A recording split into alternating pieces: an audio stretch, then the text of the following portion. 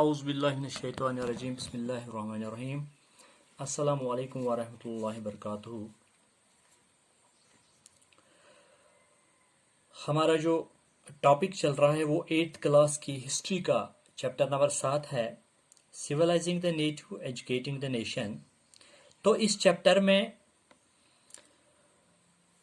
ابھی تک ہم نے کیا پڑھا ہے کہ دو طرح کے لوگ تھے، اورینٹلسٹس اور اینگلسسٹ۔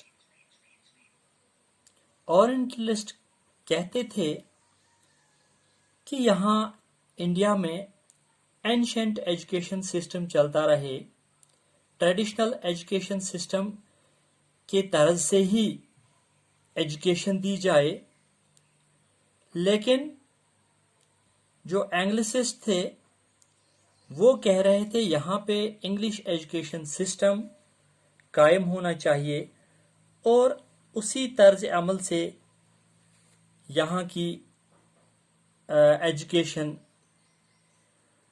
آگے بڑھائی جائے اور یہاں کا سب کچھ جو ہے چینج ہونا چاہیے۔ تو اس طرح سے انہوں نے میکالز منٹ کو فالو کرنے کے لیے زور دیا۔ اور یہ میکالز منٹ کیا تھا؟ ایک لا بنایا جاتا تھا کہ English should be the medium of instruction for higher education. اب اس پہ اور کام کرتے ہوئے ایسٹ انڈیا کمپنی نے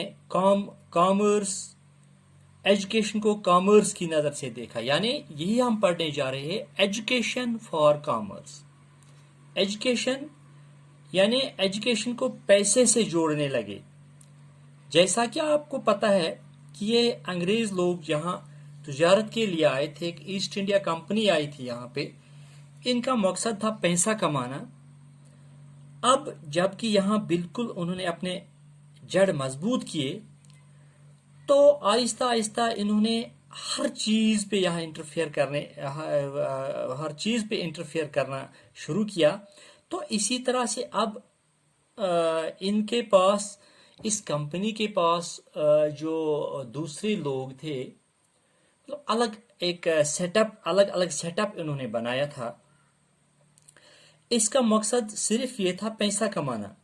اب یہ سوچ رہے تھے کہ ایجوکیشن سے ہمیں کس طرح پیسہ حاصل ہو جائے، چونکہ کنٹرول کمپنی کا ہی تھا۔ تو انہوں نے 1854 عیسوی میں ایک ایجوکیشنل ڈسپیچ جاری کروایا۔ Court of directors of asset India company سے، جو لندن میں انہوں نے قائم کیا تھا، جو انہوں نے گورنر جنرل جو ہندوستان میں اس وقت موجود تھا ان کو بھیجا۔ اور یہ جو ایجوکیشنل ڈسپیچ تھا یہ چارلز ووڈ نے تیار کیا تھا، انہوں نے ایشو کیا تھا، جو اس وقت پریزیڈنٹ تھے بورڈ آف کمپنی کے۔ تو اسی لیے اس کو ووڈز ڈسپیچ کا نام دیا گیا۔ So it has come to be known as Wood's despatch, اسی لیے اس کا ووڈز ڈسپیچ نام رکھا گیا۔ One of the practical uses the dispatch pointed to was economic.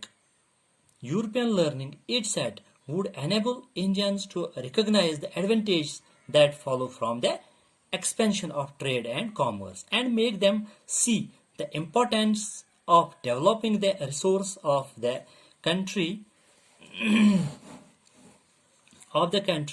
introducing them to European way of life would change their taste and desire and create a demand for British goods. For Indians would begin to appreciate and buy things that was produced in Europe. تو ان کا مقصد کیا تھا کہ ہم اس طرح سے یہاں کا ایجوکیشنل سیٹ اپ قائم کریں،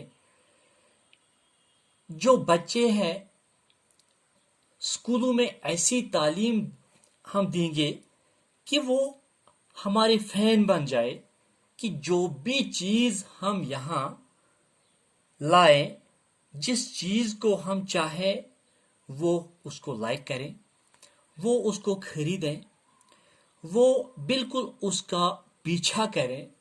तो उससे क्या होगा, उससे कंपनी का फायदा होगा। जो भी प्रोडक्ट हम यहाँ तैयार करेंगे, इस तरह से हम इनको एजुकेट करेंगे, ये बिल्कुल उसके बदले कोई और प्रोडक्ट खरीद नहीं सकते। तो जैसा कि आप जानते हैं, जब भी कोई मतलब अगर उस वक्त जो एजुकेशन थी, जो एजुकेशन उस वक्त थी, आपको पता है, जैसा कि हमारे हम भी जैसे आज भी हम पढ़ते हैं, जैसा कि कोई उस्ताद हमें पढ़ाता हो, वो अपने तरज से पढ़ाता है, अपने तरीके से पढ़ाता है, और वो जिस तरह से हमें पढ़ा, उनका वो जो लेक्चर होता है वो बिल्कुल जहन नशीन होता है हमें। हमारे कभी भी हम, जब भी हम जिंदगी में फिर कोई स्टेप उठाते हैं, कोई काम करना चाहते हैं, तो हमें याद आता है फलाने टीचर हम ऐसे पढ़ाते थे हमें, वो ये कहते थे कि अगर आप ऐसा करोगे तो फिर आप ऐसा बनोगे, अगर आप इस तरह से चलोगे तो आप ये कर सकते हो, आप जिंदगी में ऐसा कर सकते हो, ये कर सकते हो। इसी तरह से जो ये अंग्रेज थे, इन्होंने यहाँ का सेटअप जो है अपने तरीके से बनाया है।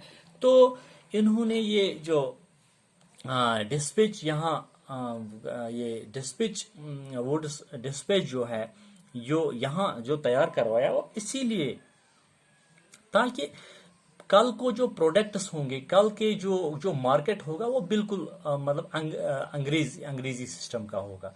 जो भी कोई बच्चा हो, इस तरह से हम उनको तैयार करें, वो फिर हमारा प्रोडक्ट ही लाइक करें। तो इनका मकसद सिर्फ यही था कि किस तरह से हम पैसा कमाए। तो एजुकेशन में भी उन्होंने फिर ऐसा ही करना शुरू किया, ताकि वो ज्यादा से ज्यादा पैसा कमा सके।